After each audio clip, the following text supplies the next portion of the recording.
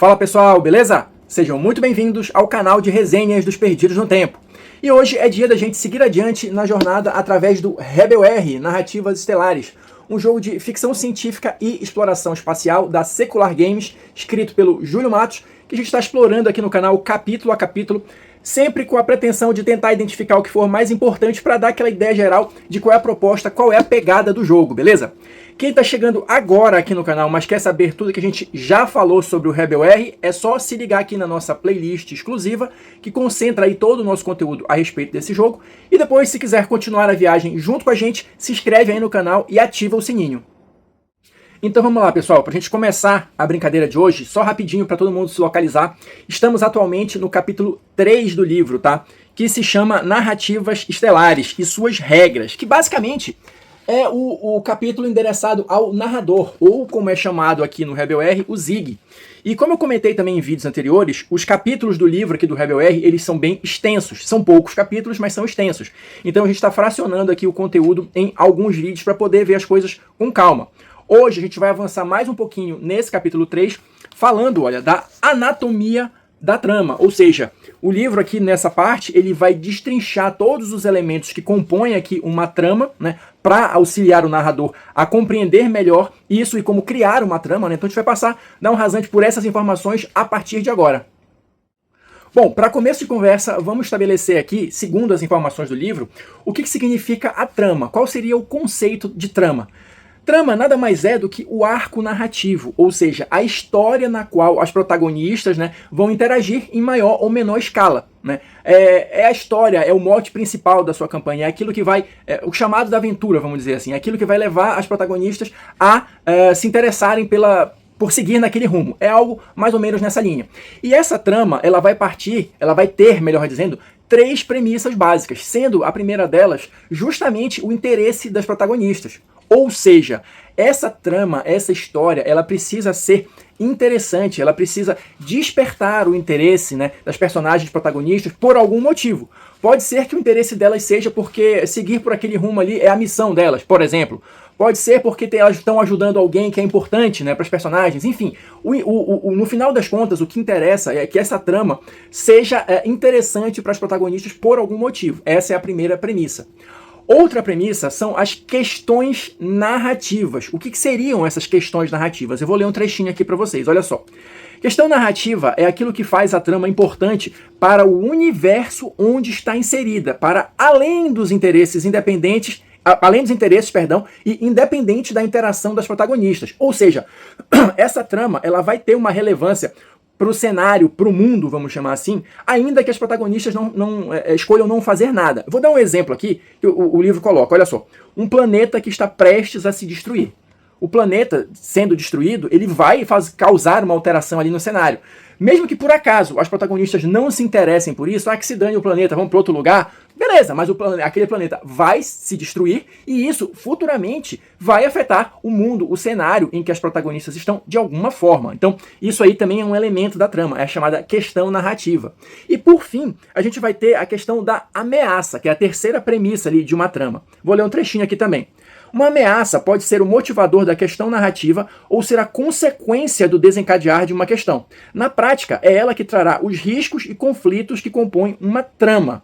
Ou seja, é aquilo que vai se contrapor aos personagens de alguma maneira, é aquilo que vão ser os obstáculos, é aquilo que pode causar consequências também. E assim, só para deixar claro, eu estou só citando aqui alguns pontos, mas essa parte do livro é bem destrinchada, tá? É bem extensa e a cada passo do caminho ele vai dando alguns exemplos, tá? Justamente para ir explicando passo a passo como é que a coisa se processa. Então aqui eu vou tentar dar só uma visão geral, mas tenham em mente que no livro está tudo mais destrinchado aqui. Por exemplo, essa questão que eu falei aqui, a questão narrativa, um planeta que está prestes a destruir. Quando ele começa a falar de ameaças e questões narrativas, ele vai adicionando elementos a essa frase. Então, por exemplo, um planeta que está prestes a se destruir, onde os protagonistas costumam reabastecer os seus suprimentos. Já está adicionando uma informação a mais aí. Um planeta onde os protagonistas costumam reabastecer seus suprimentos, que está prestes a se destruir pelo ataque de uma força alienígena desconhecida. Então, esse finalzinho, o ataque de uma força alienígena, seria a ameaça, né? O fato de onde elas costumam reabastecer pode ser o interesse delas, entendeu? Então, assim o livro vai sendo construído nessa seção. Ele vai explicando os conceitos que ele usa e vai sempre exemplificando ao longo do caminho. E só para a gente fechar esse primeiro ponto aqui que o livro vai trazer, só mais alguns detalhes. Então, por exemplo, essa questão da ameaça. Ela pode ser uma ameaça agressiva ou misteriosa, ou seja, ela pode estar ali já na sua cara, todo mundo já sabe o que está rolando. Por exemplo, essa questão da força alienígena, ou ela pode ser misteriosa, que só vai se revelar completamente ao longo da campanha. Então, assim, como eu estou falando, o livro ele vai dando mais alguns detalhes, vai colocando aqui mais tempero nessa história toda, mas sempre vai deixando ali as explicações e os exemplos para ninguém se perder. Ele chega, inclusive, a acrescentar um último elemento aqui, uma premissa extra, vamos chamar assim, que são os outros interessados. Então, se você quiser, você pode colocar também ali, nesse caldo todo, algum interesse extra, além do que inicialmente já foi estabelecido. Então, olha, por exemplo, para finalizar aqui o exemplo que eu estou lendo desde o início. Um planeta onde os protagonistas costumam reabastecer seus suprimentos está prestes a se destruir pelo ataque de uma força alienígena desconhecida. Outros interessados. Uma pequena força local deseja evacuar os residentes ou resistir ao expurgo. Ou seja, isso aí já seriam outros elementos interessados que podem se contrapor aos das personagens ou não. Então podem servir de aliados ou de obstáculos, enfim, vai depender de como as coisas se desenvolverem. Mas aqui, nesse momento do livro, ele está só justamente pontuando esses elementos principais, esses elementos formadores da trama, vamos chamar assim, que no final das contas, em última instância, conforme eu consigo compreender aqui, eles vão representar, claro, a linha mestra que vai ser conduzida ali naquela história ou naquela campanha, mas também eles vão estabelecer o ponto de partida da história. Ou seja, qual é a situação inicial ali que os personagens vão encontrar para começar, a partir daquele ponto, interagir com a história. Na sequência, o livro avança aqui para um próximo tópico chamado Conduzindo a Trama durante a Sessão. Aqui, ele vai falar um pouquinho sobre a questão da pilha de dados de novo e vai adicionar mais alguns elementos. A gente já comentou aqui em vídeos anteriores sobre a questão da pilha de dados, mas aqui ele vai trazer uma visão mais voltada para o narrador. Afinal de contas, o objetivo do capítulo é esse. Então, você, enquanto Zig, enquanto narrador, como é que você tem que ter na sua cabeça organizada essa questão da pilha de dados? O que você precisa entender sobre a essência, sobre o conceito da pilha de dados? Então, só relembrando aqui, na verdade, a pilha de dados ela vai surgir no jogo, a necessidade da pilha de dados vai surgir a partir de algumas situações específicas, geralmente, né, originadas, né, dos protagonistas, ou seja, toda vez que os personagens principais ali tiverem interesse em alguma coisa, né, em analisar alguma coisa, em resolver alguma coisa, isso provavelmente vai gerar uma pilha de dados, a não ser que seja uma coisa corriqueira, que o narrador possa dizer, não, beleza, você conseguiu, ou não, beleza, a informação que você quer é essa e tal. Mas tudo que for adicionar ali algum nível de dúvida ou algum nível de emoção no jogo, provavelmente vai gerar uma pilha de dados. Mas o ponto de partida disso é o interesse, né, dos protagonistas, dos personagens principais que estão interagindo com a história. E isso pode ser também a questão de, por exemplo, remover um obstáculo, alguma coisa está impedindo de alguma forma ali o avanço do protagonista na direção que ele escolheu, então isso provavelmente vai gerar uma pilha de dados. Outra coisa, uma análise que ele queira fazer, né, sobre alguma situação, isso também vai gerar uma pilha de dados. E também existe a possibilidade do próprio protagonista ali se colocar numa situação difícil em que, para ele se libertar disso, para ele se esquivar do problema que ele mesmo causou, vamos chamar assim, vai ser necessário uma pilha de dados. Então, só para dar uma ideia geral de como é que isso se origina no jogo. E aí, seguindo adiante nesse tópico, o livro vai falar aqui de duas coisas, duas situações diferentes para usar a pilha de dados, que a gente até já comentou mais ou menos, mas a gente vai adicionar algumas camadas novas aqui, que é a questão do desafio e do conflito, tá? Então, existe uma diferença aí técnica, vamos chamar assim, entre um e outro. Os dois, desafio e conflito, são jogadas de pilha de dados. Mas qual é a diferença? Em termos bem simples para a gente poder seguir adiante aqui. O desafio, ele vai ser um desafio individual, vamos chamar dessa forma. É uma jogada individual do protagonista que está ali naquela situação para resolver o que quer que seja. Ele pode receber a ajuda de um ou mais amigos, de um ou mais protagonistas e tal ali naquela história. Mas, em essência, é um desafio pessoal, vamos chamar assim. É uma jogada de dados individual daquele protagonista. No caso dos conflitos, aí todos os personagens do grupo estão agindo de forma coordenada para alcançar um objetivo, para superar um obstáculo específico. Então essa é a diferença básica. Então o desafio é como se fosse o teste padrão do seu personagem versus alguma coisa, e o conflito é quando todos os personagens estão agindo em conjunto com um objetivo específico. Então basicamente a diferença é essa, e desse ponto em diante o livro vai começar a falar especificamente da questão dos desafios. Para a gente seguir aqui adiante falando dessa questão dos desafios, vamos só lembrar aqui rapidinho como é que funciona a jogada de dados, né, aqui no RebelR, porque a partir disso a gente vai adicionar aqui as informações que esse tópico traz. Então, primeiro, você vai jogar ali dados de 6 lados, e aí, dependendo do resultado dos dados, você vai interpretar se o personagem teve sucesso ou não. Ou seja, para que uma ação tenha sucesso, para que um desafio tenha sucesso, você precisa pelo menos de um número 6, ou uma vitória, se você está usando os dados aí específicos do RebelR, mas qualquer D6 funciona. O 6 simboliza a vitória, o sucesso, tá? 4 ou 5 são os controles, ou seja, é aquele sucesso parcial, você consegue realizar a ação que você queria, mas tem um pequeno preço a pagar, algum prejuízo, não saiu exatamente da forma como você queria. E também a gente vai ter o 2 e 3, que seria o não consegue realizar aquilo ali, tá? Simplesmente não consegue realizar aquela ação, e isso aí gera uma oportunidade pro Zig, pro narrador, de inserir elementos novos, de colocar alguma coisa, algum perigo extra, alguma situação prejudicial extra pra você, justamente porque o personagem falhou, não conseguiu fazer nem parcialmente o que ele pretendia. E temos ainda, se você tirar o número 1, que seriam as entropias. As entropias, elas têm um funcionamento um pouquinho diferente, mas estou colocando aqui só para a gente relembrar. Se você tira número 1 ou entropia, você pode ou absorver isso, tendo um prejuízo para o personagem também, ou você pode transferir esse ponto para o Zig, que ele vai usar, obviamente, para prejudicar a sua vida. Então, isso aqui é o funcionamento básico e geral de uma jogada de dados, e a partir disso, a gente vai adicionar mais algumas informações que o livro traz aqui nesse tópico dos desafios. Uma coisa importante que você precisa analisar no resultado da pilha de dados, além de simplesmente ver se o personagem foi bem sucedido ou não, é o que o livro traz aqui como precisão e performance. Qual vai ser a diferença? Como é que isso aí vai afetar na questão da pilha dos dados? Olha só, o que é a precisão? A precisão é medida pelo melhor dado obtido entre todos os resultados da pilha. Ou seja, a precisão basicamente ela vai significar se você conseguiu fazer ou não. Como eu disse, você precisa apenas de um 6 na jogada, na pilha toda, para ter sucesso. Então, se você tiver pelo menos um 6, uma vitória, você foi preciso, você conseguiu fazer o que você queria, tá? Se você conseguiu só os controles, você conseguiu mais ou menos. Então, a precisão, em linhas bem gerais, é isso. Conseguiu mais ou menos ou não conseguiu. É isso que a precisão vai observar. No caso da performance, olha só, a performance é medida pela quantidade de dados de um mesmo tipo que a protagonista conseguiu obter. Ou seja, quanto mais vitórias você conseguir, quanto mais números 6 na sua pilha, melhor. Você vai melhorando a performance daquela sua ação. Então, por exemplo, uma vitória. A sua ação afeta um alvo ou resolve a situação sem risco. 2. Sua ação afeta até 2 alvos ou resolve uma situação evitando risco ou criando uma vantagem.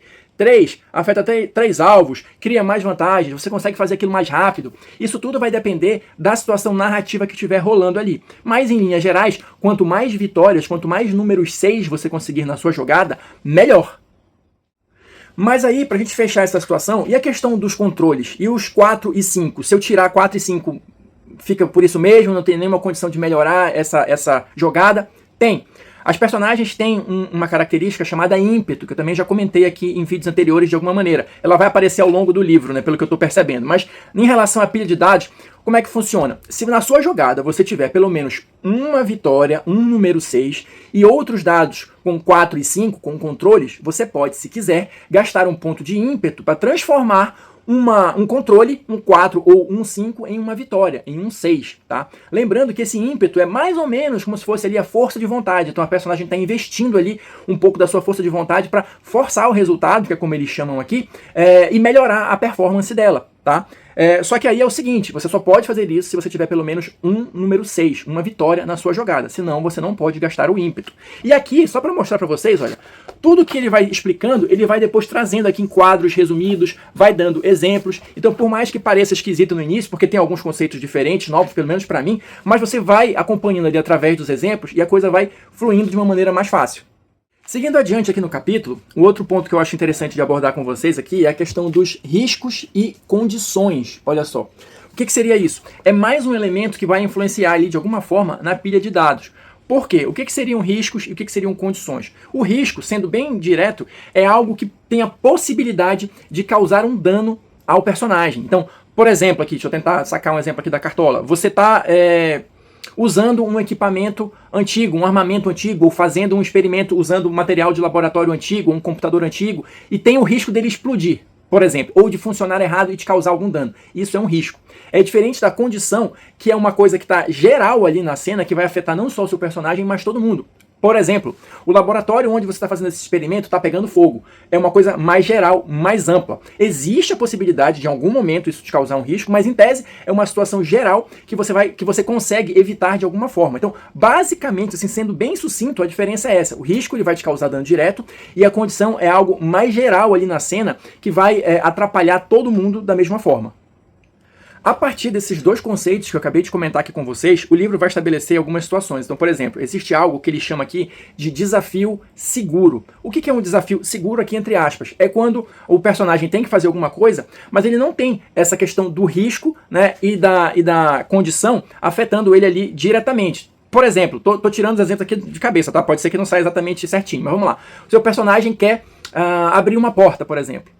O desafio é só esse, abrir uma porta. Esse é um desafio seguro, porque não tem nenhuma outra condição adversa em relação a ele. Então, se ele falhar, beleza, falhou e simplesmente não consegue abrir a porta.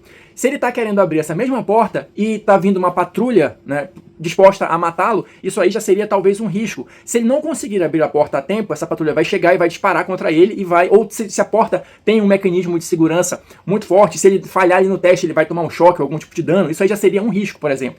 Outra coisa, eu preciso abrir essa porta aqui porque a estação está explodindo e a explosão vai chegar aqui, o calor vai chegar aqui, isso seria uma condição, ou alguma coisa nesse sentido. Então, só para vocês perceberem que essa questão dos riscos e condições é como se fossem camadas a mais no desafio. E quando houver essa possibilidade, né, de risco e de condição, o Zig ele precisa avisar ao jogador. Por quê? Porque isso vai precisar de sucessos extras. Então, se normalmente apenas um número 6 é suficiente para você vencer o desafio, um desafio com risco ou com vários riscos vai precisar também de sucessos extras. A diferença mecânica é essa. Desse ponto em diante, o livro vai entrar em detalhes aqui de como é que você, narrador, organiza essa questão dos desafios com riscos. E uma coisa que é importante de citar também, a gente já falou por alto, mas vai voltar a esse tema em vídeos futuros, é a questão da postura. A personagem sempre vai escolher uma postura através da qual ela vai encarar aquele desafio. Então, essas posturas podem ser de interferência, evasão ou análise. E aí, dependendo da postura que ela adota, isso vai ter um resultado diferente na jogada de dados. Então aqui, o livro vai destrinchando justamente essa parte. Olha, então, se ela estiver evadindo, o que vai acontecer? Se ela estiver analisando, se ela estiver, né, enfim, interferindo, quais são os resultados possíveis a partir disso? Sempre recheado de exemplos, de quadros ali condensando a informação. Então ele vai falar dos desafios com risco, depois ele vai falar dos desafios com condições, sempre dessa mesma maneira, explicando e exemplificando. E, inclusive, olha, vai ter uma parte aqui também bastante extensa, que chama Avaliando a Cena, que é justamente, olha, dando as dicas ali pro Zig de como é que ele vai construir, como é que ele vai identificar o que é risco, o que é condição, porque de início pode parecer um pouco misturado mesmo, mas aqui ele vai dando os exemplos aqui todos e deixando as coisas mais claras e mais enxutas. E para a gente já encaminhando para o final desse vídeo, a gente vai parar depois desse ponto aqui, porque o último tópico em relação aos desafios, que é basicamente o que ele está tratando aqui, vai ser justamente, olha, um apanhado de dicas de como você vai planejar os desafios aqui. Então ele te ensinou o que é um desafio, te ensinou a identificar, né, fazer a diferença entre o desafio e a condição, e agora alguns exemplos, algumas coisas que você pode utilizar como desafios nas suas tramas. Então ele vai falar aqui, por exemplo, de mistérios, de personagens, né, que podem se tornar desafios ali, fenômenos espaciais, elementos desconhecidos ali que podem se tornar desafios na trama, ambientes hostis, como é que você transforma isso num desafio, e planetas perigosos também. Então, só para vocês terem uma ideia da abrangência da coisa, né? Então a gente vai parar aqui neste ponto, ainda seguiremos no capítulo 3. A partir do próximo vídeo a gente vai falar, olha, da questão dos conflitos. Então, se nesse dedicamos mais tempo à questão dos desafios, no próximo a gente vai falar dos conflitos. Então é isso, pessoal, vou ficando por aqui. Espero que vocês tenham curtido mais um pouquinho, né, sobre o Rebel R, Narrativas Estelares. Quem assistiu o vídeo até agora, muito, muito obrigado. Deixa aí seu like, seu comentário pra gente continuar trocando ideias. E no mais, a gente se encontra na próxima resenha.